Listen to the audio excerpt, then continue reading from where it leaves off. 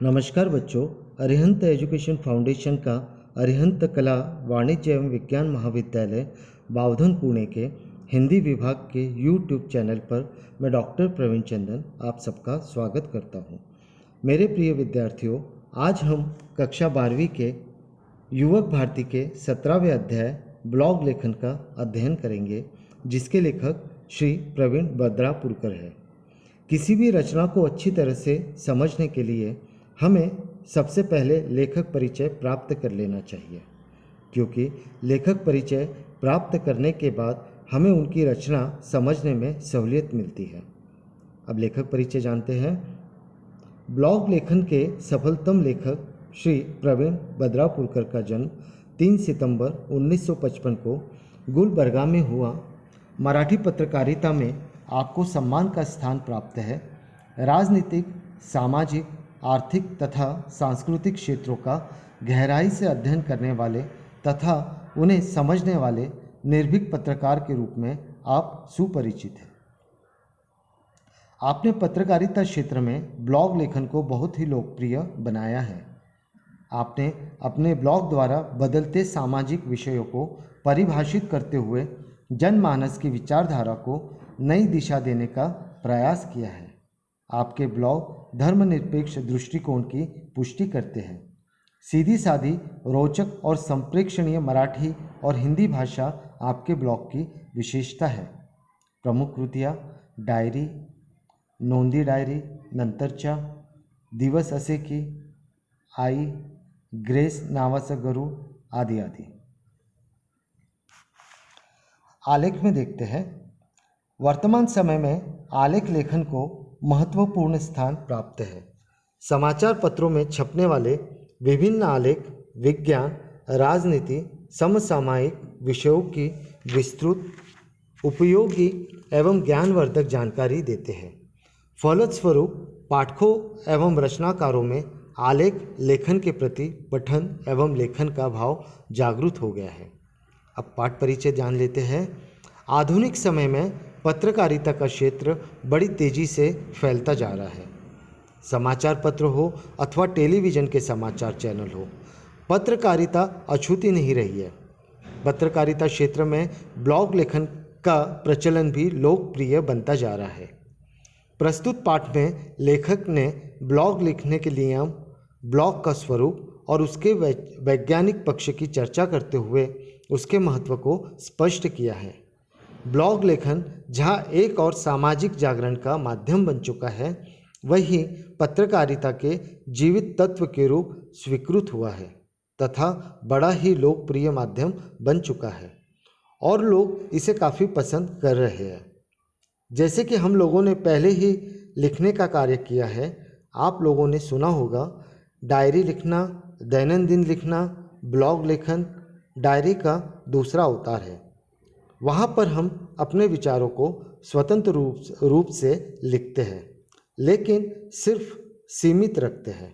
वह हमारी निजी डायरी होती है, जो हम किसी से अपने निजी विचारों को व्यक्त नहीं कर पाते हैं, उन्हें हम डायरी में लिखते हैं। पर ब्लॉग लेखन में इसके विपरीत होता है। इसमें हम सार्वजनिक रूप से लिखते हैं। इसमें हमारी निजता खत्म हो जाती है। यहाँ पर हम सार्वजनिक रूप से अपने विचार व्यक्त करते हैं। हम यहाँ पर कुछ भी नहीं लिख सकते हैं। मतलब यह कि किसी की निंदा नहीं करनी चाहिए, आपत्तिजनक शब्दों का प्रयोग नहीं करना चाहिए जिससे कि किसी को ठेस लगे या कोई आपत्ति जता सके। इससे हमारी निंदा होती है या फिर हमारा तिरस्कार भी हो सकता है। पाठकगण भी हमारा तिरस्कार कर सकते हैं। अर्थात इसमें विचारों को स्वतंत्र रूप से प्रस्तुत करना पड़ता है। तो चलिए हम ब्लॉग लेखन के बारे में पढ़ते हैं कि ब्लॉग लेखन क्या है। ब्लॉग अपना विचार, अपना मत व्यक्त करने का एक डिजिटल माध्यम है। ब्लॉग के माध्यम से हमें जो कहना है उसके लिए किसी की अनुमति लेने की आवश्यकता नहीं होती। हमारे मन में जो आता है, जो विचार चलते हैं, उसे हम वहाँ पर लिख सकते हैं। किसी की परमिशन लेने की हमें कोई ज़रूरत नहीं पड़ती। ब्लॉग लेखन में शब्द संख्या का बंधन नहीं होता है, उसे असीमित शब्दों में हम लिख सकते हैं, अतः हम अपनी बात को विस्तार से रख सकते हैं। ब्लॉग, वेबसाइट, पोर्टल आदि डिजिटल माध्यम है। अखबार, पत्रिका या पुस्तक हाथ में लेकर पढ़ने की बजाय उसे कंप्यूटर, टैब या सेल फोन से पर्दे पर पढ़ना डिजिटल माध्यम कहलाता है।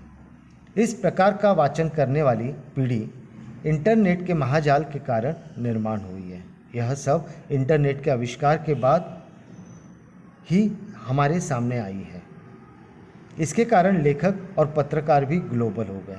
आज भारत का अगर कोई लेखक अपना ब्लॉग पे विचार लिखता है या कोई लेख लिखता है तो पूरे संसार में देखा और पढ़ा जाता है, यानी पूरा उसका ग्लोबलाइजेशन, जागतिकरण हो गया है। नवीन वाचकों की संख्या मुद्रित माध्यम के वाचकों से बहुत अधिक है। इस वर्ग में युवा वर्ग अधिक संख्या में है। ब्लॉग पढ़ने वालों की संख्या में सबसे अधिक युवा वर्ग ज़्यादा से ज़्यादा सक्रिय है। दुनिया की कोई भी जानकारी एक क्षण में पर्दे पर उपलब्ध हो जाती है। अब देखते हैं ब्लॉग की खोज कहाँ पर और कैसे हुई। ब्लॉग की खोज के संदर्भ में निश्चित रूप से कोई डॉक्यूमेंटेशन उपलब्ध नहीं है, पर जो जानकारी उपलब्ध है उसके अनुसार जस्टिन हॉल ने सन 1994 में सबसे पहले इस शब्द का प्रयोग किया। जॉन बर्गर ने इसके लिए वे ब्लॉग शब्द का प्रयोग किया था।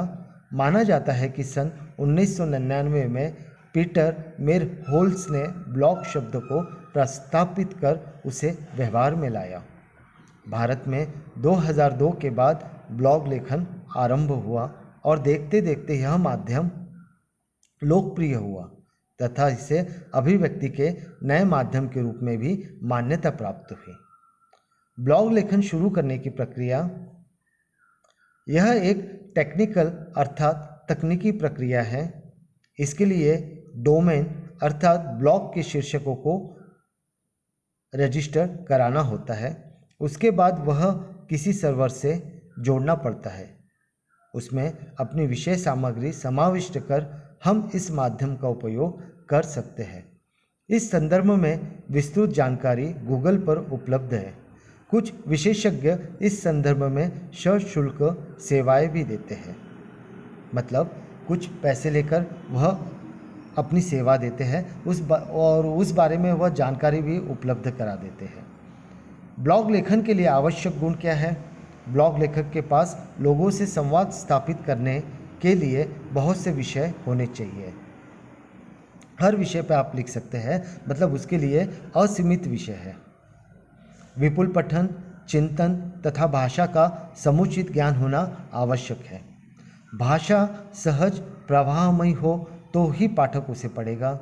साथ ही लेखक के पास विषय से संबंधित संदर्भ, घटनाएं और यादें हो तो ब्लॉग पठनीय होगा। अगर जिस विषय पर लेखक लिख रहा है और उसमें अगर पाठकगण की रुचि हो तो वह ब्लॉग जो होगा काफ़ी से ज़्यादा लोग पढ़ेंगे और वह पठनीय होगा। जिस क्षेत्र या जिस विख्यात व्यक्ति के संदर्भ में आप लिख रहे हैं उस व्यक्ति से आपका संबंध कैसा है? किसी विशेष भेंट के दौरान उस व्यक्ति ने आपको कैसे प्रभावित किया? यदि वह व्यक्ति आपके निकटस्थ परिचितों में है तो उसकी सहृदयता, मानवता आदि से संबंधित कौन सा पहलू आपकी स्मृतियों में रहा यानी याद रहा। ऐसे अनेक विषय हैं जिन्हें आप शब्दांकित कर अपने पाठकों का विश्वास प्राप्त कर सकते हैं। यहाँ इस बात का ध्यान रहे कि विषय में आशय की गहराई हो। प्रवाही कथन शैली भी इसका एक महत्वपूर्ण मापदंड है। क्लिष्ट शब्दों के उपयोग से, क्लिष्ट यानी कठिन से कठिन शब्दों के उपयोग से बचते हुए सीधी सादी सहज भाषा का प्रयोग किया जाए तो पाठक विषय सामग्री से बहुत जल्दी एक रूप हो जाता है। सटीक विशेषणों के प्रयोग से भाषा को सौष्ठव प्राप्त होता है। सौष्ठव यानी सुंदरता प्राप्त होती है और पाठक इसकी ओर आकर्षित होता है।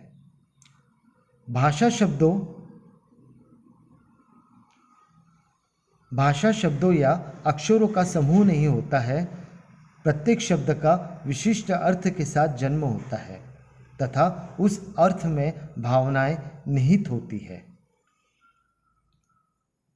सहज सरल होने के साथ भाषा का बाकपन ब्लॉग लेखन की गरिमा को बढ़ाता है। शैली एक दिन में नहीं बनती, यह सतत लेखन से ही संभव है। जिस प्रकार गायक प्रतिदिन रियाज यानी प्रैक्टिस कर राग और बंदिश का निर्माण करने में निपुण बनता है, उसी प्रकार निरंतर लेखन से लेखक की शैली विकसित होती है और पाठकों को प्रभावित करती है। ब्लॉग लेखन में आवश्यक सावधानियाँ। अब देखिए कि कौन कौन सी सावधानी लेखन करते वक्त रखनी चाहिए। ब्लॉग लेखन में इस बात का ध्यान रखना पड़ता है कि उसमें मानक भाषा का प्रयोग हो, व्याकरणिक अशुद्धियाँ ना हो, लेखन की स्वतंत्रता से तात्पर्य कुछ भी लिखने का अनुमति पत्र नहीं मिल जाता है, आक्रामकता का अर्थ गाली गलौज अथवा अश्लील शब्दों का प्रयोग करना नहीं है। पाठक ऐसी भाषा को पसंद नहीं करते। किसी की निंदा करना, किसी पर गलत टिप्पणी करना, समाज में तनाव की स्थिति उत्पन्न करना आदि बातों से ब्लॉग लेखक को दूर रहना चाहिए। बिना सबूत के किसी पर कोई आरोप करना एक गंभीर अपराध है। ऐसा करने से पाठक आपकी कोई भी बात गंभीरता से नहीं पढ़ते और ब्लॉग की आयु अल्प हो जाती है। लेखन करते समय छोटी छोटी बातों का ध्यान रखा जाए तो पाठक ही हमारे ब्लॉग के प्रचारक बन जाते हैं। एक पाठक दूसरे से सिफारिश करता है, दूसरा तीसरे से, और यह श्रृंखला बढ़ती चली जाती है। ब्लॉग लेखन का प्रसार। ब्लॉग लेखक अपने ब्लॉग का प्रसार स्वयं कर सकता है। विज्ञापन, फेसबुक, व्हाट्सएप, SMS आदि द्वारा इसका प्रचार होता है। आकर्षक चित्रों, छायाचित्रों के साथ विषय सामग्री यदि रोचक हो तो पाठक ब्लॉग की प्रतीक्षा करता है और उसका नियमित पाठक बन जाता है। ब्लॉग लेखन से आर्थिक लाभ। ब्लॉग लेखन से आर्थिक लाभ भी होता है। विशेष रूप से हिंदी और अंग्रेजी ब्लॉग लेखन का व्यापक पाठक वर्ग होने से इसमें अच्छी कमाई भी होती है। विद्यार्थी अपने अनुभव तथा विचार ब्लॉग लेखन द्वारा साझा कर सकते हैं। प्रत्येक विद्यार्थी की अपनी जीवन शैली, अपना संघर्ष, अपनी सफलताएं विभिन्न रूपों में अभिव्यक्त हो सकती है। राजनीतिक विषयों के लिए अच्छा प्रतिसाद मिलता है। इसके अतिरिक्त जीवन शैली तथा शिक्षा विषयक ब्लॉग पढ़ने वाला पाठक वर्ग भी विपुल मात्रा में है। यात्रा वर्णन, आत्मकथात्मक तथा अपने अनुभव, विश्व से जुड़े जीवन की प्रेरणा देने वाले विषय भी बड़े चाव से पढ़े जाते हैं। तो इस तरह से आपने देखा होगा कि ब्लॉग लेखन क्या है और इसमें समाहित कौन कौन से विषय है कि जिस पे लिखा जाता है और पढ़ा जाता है। आशा करता हूँ कि यह पाठ आपको बहुत अच्छे से समझ में आया होगा। धन्यवाद।